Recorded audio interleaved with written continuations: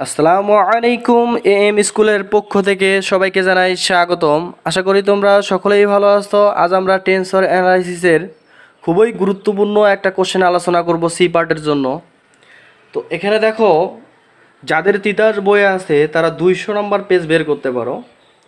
উদাহরণ 4, দেখাও যে একটি 2 মাত্রার সহচল টেন্সরের সহচল অন্তরক সহগ একটি 3 মাত্রার সহচল টেন্সর।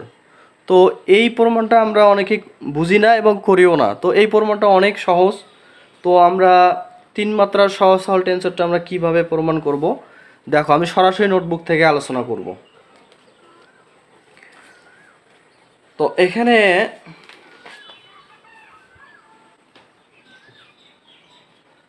দেখো প্রমাণ ধরি, প্রথমে আমাদের ধরে নিতে হবে এপিকিউ একটি 2 মাত্রার সহচল টেন্সর। তো তোমরা এপিকিউ না দিও, অন্য কিছু ধরা যাবে, এখানে বিপিকিউ ধরা যাইতে পারে। তো আমি এখানে এপিকিউ একটি 2 মাত্রার সহচল টেন্সর। সহচল টেন্সর বলতে কোভেরিয়েন্ট হলে অবশ্যই নিচে হবে। তো সহচল টেন্সরকে আমরা কিভাবে দেখো লিখব। তো টেন্সর রূপান্তর বিধি অনুসারে পাই। তো রূপান্তর বিধিটা বলতে কি, আমরা এর আগের ক্লাসগুলোতে আলোচনা করছি। আমি একটু তোমাদের রূপান্তর বিধিটা দেখাবো। তো এখানে একটা জিনিস খেয়াল করো, যদি আমাদের এবার আই জে, তো এটাকে আমরা কিভাবে, এটা তো সহচল টেন্সর, তো এটাকে আমরা কিভাবে লিখব। তো আমরা লেখার নিয়মটা একটু দেখাচ্ছি। তো del x bar i, del x bar j, আমাদের নিচে যেটা আজ থাকবে আই জে যদি থাকে, তো আমরা del x bar i del x bar j আমরা এটাকে এভাবে লিখব। তো এরপরে আমরা উপরে যে ডামি সূচক আমরা ইচ্ছা মতো ব্যবহার করব। যেহেতু আমরা পি কিউ ধরছি 2 মাত্রার সহচল টেন্সর, তো আমরা এখানে পি কিউ এ ধরে নেব। তো del x to the power হচ্ছে পি, আর del x to the power কত হবে, কিউ। তো আমরা অতিরিক্ত যে দুইটা জিনিস উপরে ধরছি, এই দুটো জিনিস আমাদের মনে করো বাদ দিতে হবে। তাহলে আমরা কি করব প্রশ্ন। তো আমরা এখানে, এটা যেহেতু কোয়ান্টা ভেরিয়েন্ট উপরে আছে, অবশ্যই এখানে যেটা বাদ দেবো সেটা হবে নিচে এ পি কিউ। আমরা এটা মূলত এটা সাজানোর একটা নিয়ম, তোমরা এটা এইভাবে মনে রাখবা। অর্থাৎ আই জে যদি প্রথমে থাকে, তো del x bar i del x bar j, উপরে আমরা পি আর হচ্ছে কিউ, এখানে এ পি কিউ এভাবে লিখব। কোয়ান্টা ভেরিয়েন্ট থাকলে আমরা কোভেরিয়েন্ট আকারে লিখব। তো এটাকে আমরা 1 নং সমীকরণ দিব। এরপরে দেখো আমি কি করছি, এখানে একটু খেয়াল করো। 1 নংকে উভয় পার্শ্বে এক্স বার কে এর সাপেক্ষে আংশিক অন্তরীকরণ করে পাই। তো ডেল এক্স বার কে এর সাপেক্ষে কীভাবে আমি ডিফারেন্সিয়েশন করছি একটু খেয়াল করো। এখানে আমি 3টে অংশ ধরছি, এটা প্রথম অংশ, দ্বিতীয় অংশ, তৃতীয় অংশ। অথবা আমরা বলতে পারি এটা ফার্স্ট আনসেন, সেকেন্ড আনসেন, আর এটা থার্ড আনসেন। তো আমি ফার্স্ট আনসেনকে যদি ডেল এক্স বার এর সাপেক্ষে যদি আংশিক অন্তরীকরণ করি, তাহলে কি হবে, এখানে ডেল এক্স বার কে আসছে, আর ডেল দ্বারা উপরে গুণ করলে কি হবে, del square x to the power p. আর নিচে আমাদের একটু সাজিয়ে লিখলে কি হবে, ডেল এক্স বার আই আসছে, তাহলে ডেল এক্স বার কে অতিরিক্ত যুক্ত হলো। তো বাকি আমাদের কি থাকলো, এই অংশটুকু থাকলো, এই অংশটুকু যা আছে তাই। এরপরে আমাদের ফার্স্ট আনসিনের কাজ হয়ে গেল। এরপরে আমরা করব সেকেন্ড আনসিন, বলতে এই অংশ del x to the power q আর হচ্ছে ডেল এক্স বার হচ্ছে জে এর কাজটুকু আমরা করব। তো তাহলে আমাদের ফার্স্ট আনসিন অবশ্যই স্থির থাকতেছে del x to the power p, del x bar হচ্ছে আই। তো এটাকে করলে কি হচ্ছে, আমাদের del square x to the power q del x bar j. যেহেতু আমরা ডেল এক্স বার কে এর সাপেক্ষে আংশিক অন্তরীকরণ করব, তাহলে কি হবে, ডেল এক্স বার হচ্ছে কে। আর থার্ড আনসার আমাদের স্থির থাকতেছে এ পি কিউ। এরপরে দেখো প্লাস দেওয়ার পর আমরা কি করছি, এখানে যদি আমরা থার্ড আনসেনকে করি, তাহলে দুইটাই ফার্স্ট আনসেন এবং সেকেন্ড আনসেন দুইটাই কি স্থির থাকতেছে আমাদের। আমরা দুইটাকে কি করলাম, স্থির করলাম। এরপরে দেখো আমরা এখানে কি করব। তো দেখো এখানে থার্ড আনসেনকে করলে আমাদের কি হচ্ছে, এ পি কিউ আছে, তাহলে del x to the power p del x bar i del x to the power q del x bar j. তো এটা অতিরিক্ত আমি একটা অংশ করছি, আমি কিভাবে করছি একটু দেখাচ্ছি। তো এখানে দেখো, যদি আমি এটাকে করি তাহলে কি হচ্ছে,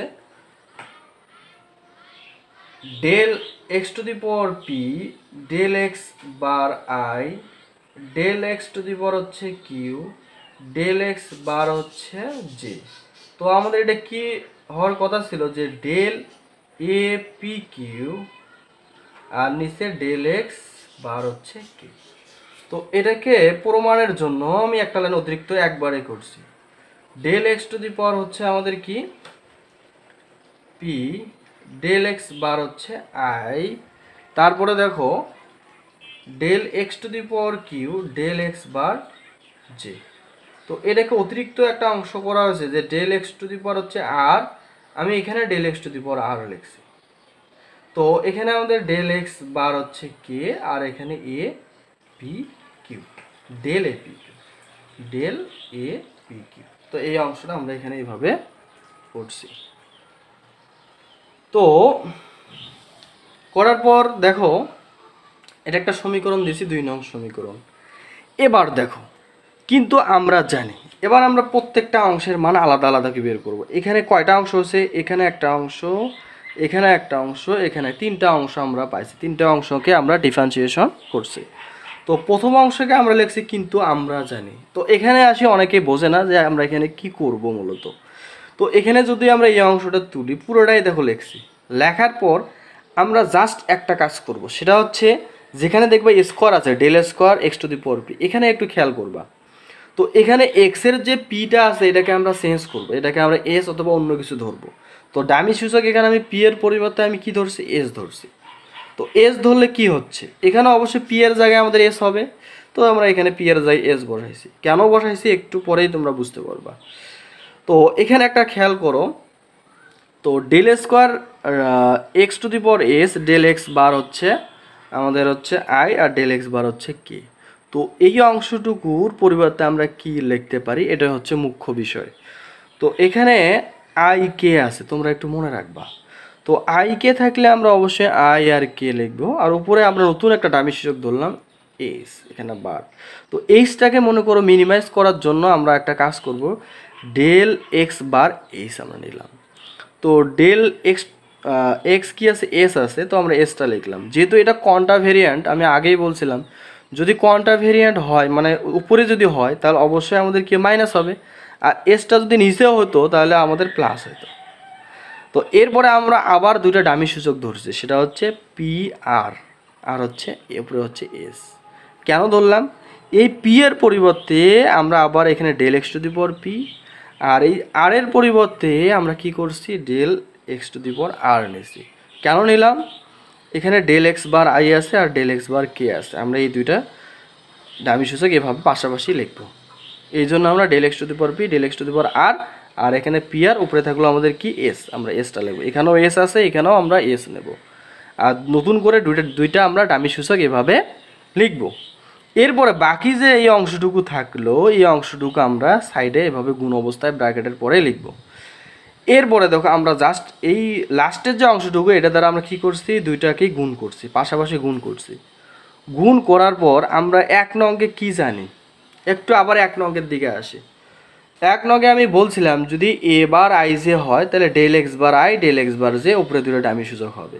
তো এটার সমান আবার আমরা কি লিখতে পারি, আই জে লিখতে পারি। এখন প্রশ্ন হচ্ছে, তো আমাদের এখানে কি আছে, আমাদের এখানে এইচ আর জে আছে, এখানে এস আছে কিউ আছে, এখানে এস আছে কিউ। তো তাহলে এটার পরিবর্তে আমরা অবশ্যই কি লিখতে পারি, যে এইচ আর জে আমরা এখানে কিন্তু লিখতে পারি, আর এখানে যা আছে তাই। এরপরে এখানে দেখো পরের অংশটুকু আমাদের আমরা একটু সাজিয়ে লিখছি, এখানে যা আছে তাই, এটা আমরা দিছি কি 1 নং হতে পাই বা 1 নং হতে। এরপরে আমাদের প্রথম অংশের কাজ শেষ, আমরা এরপর করব দ্বিতীয় অংশের কাজ করব। সেমভাবে আমরা এবং বা আবার দিয়ে আমরা কাজটাও করব, এবং del x to the power p del x bar i del square x to the power q del x bar j del x bar k a p q.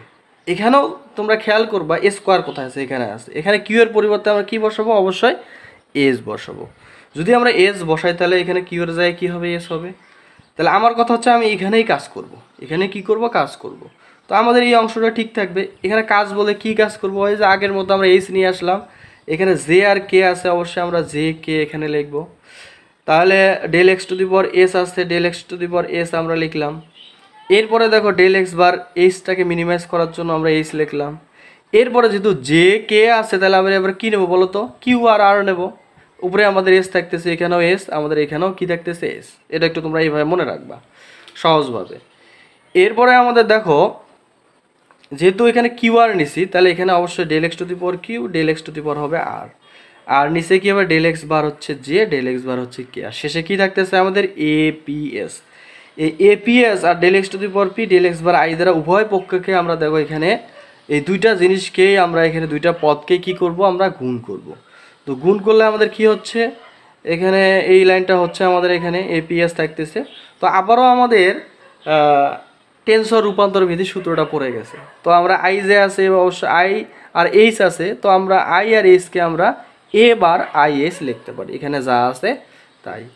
তো এখানে আমরা আবার সাজিয়ে লিখছি, এটা আমরা 4 নং সমীকরণ দিছি, আর শেষে দিছি কি 1 নং হতে পাই, কারণ 1 নং হতে আমরা টেন্সর রূপান্তর বিধির সূত্রটা এখানে প্রয়োগ করছি।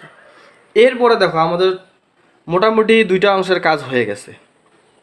এরপরে আমাদের তৃতীয় অংশের কাজটা আমরা করব না, এখন আমরা যে কাজটা করব সেটা হচ্ছে 3 আর হচ্ছে 4 নংয়ের সাহায্যে, মানে 3 আর 4 নংয়ের যে মানটা আছে এটা 2 নংয়ে আমরা বসাবো।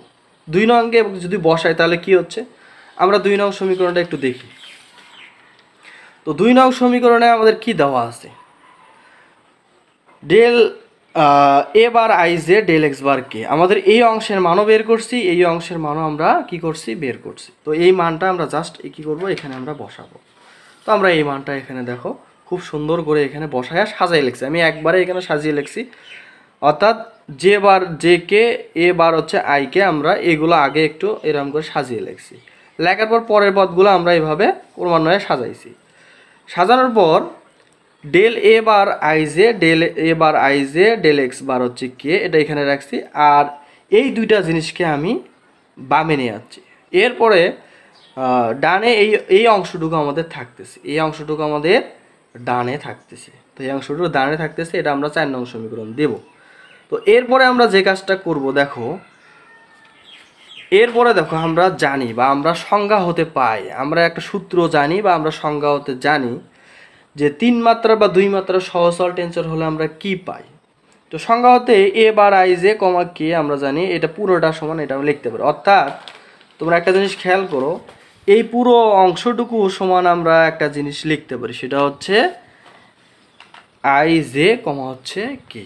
এরপরে আমরা এরকম পুরো অংশটা সহকারে আমরা আবার পি কিউ কমা এ, পি কিউ কমা আর আমরা এখানে লিখতে পারি।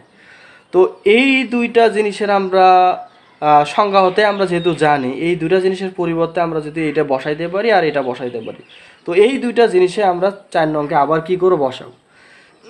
4 নংকে যদি আমরা বসাই তাহলে এ বার আই জে কে সমান আমরা কি লিখতে পারি, এ বার আই জে কে বলতে কি বোঝাচ্ছে একটা জিনিস খেয়াল করো তোমরা, এখানে এই পুরো অংশটুকুর পরিবর্তে আমরা কিন্তু লিখতে পারি এ বার আই জে কে, তাহলে এ বার আই জে কমা হচ্ছে কে আমরা লিখতে পারি। আবার দেখো এই পুরো অংশের পরিবর্তে আমরা কি লিখতে পারি এ পি কিউ কমা আর, আর আমাদের এখানে del x to the power p, del x q, del x to the power r, del x bar i, del x bar j, del x bar k, আমরা এই পুরো অংশটুকু ঠিক রাখছি। রাখার পর শুধু এই মানটুকু আমরা এখানে বসাইছি, এটা হচ্ছে 5 নং সমীকরণ। দেখো একটা জিনিস খেয়াল করো, আই জে কমা যদি কে থাকে তাহলে আমাদের কয় মাত্রা হলো এখানে, অবশ্যই 3 মাত্রার হলো। তাহলে আমরা ডেল এক্স বার আই ঠিক রাখবো নিচে, টেন্সর রূপান্তর বিধি অনুসারে আমরা যেহেতু জানি, প্রথমে আমি দেখাচ্ছি তোমাদেরকে del x bar j, del x বারকে লিখবো। এরপরে উপরে আমরা ইচ্ছা মতো ডামি সূচক ধরবো, del x to the power p আমরা ধরতে পারি, কিউ ধরতে পারি, তারপরে আর ধরবো। তাহলে অবশ্যই এখানে কি হবে পি কিউ কমা হবে কি আর, এটা হলো 3 মাত্রার সহজসরল টেন্সর। তো যা আমরা লিখে রাখছি এখানে যা 3 মাত্রা সহজসরল টেন্সর রূপান্তর বিধি, যেহেতু এ পি কিউ কমা আর 3 মাত্রার সহজসরল টেন্সর রূপান্তরের বিধি মেনে চলে, কাজেই এ পি কিউ কমা আর একটি 3 মাত্রার সহজসরল টেন্সর। তো আশা করি তোমরা এটা সকলেই বুঝতে পারছো। যারা বোঝো নাই অবশ্যই আমার কমেন্ট বক্সে কমেন্ট করবা। সকলকে অনেক ধন্যবাদ।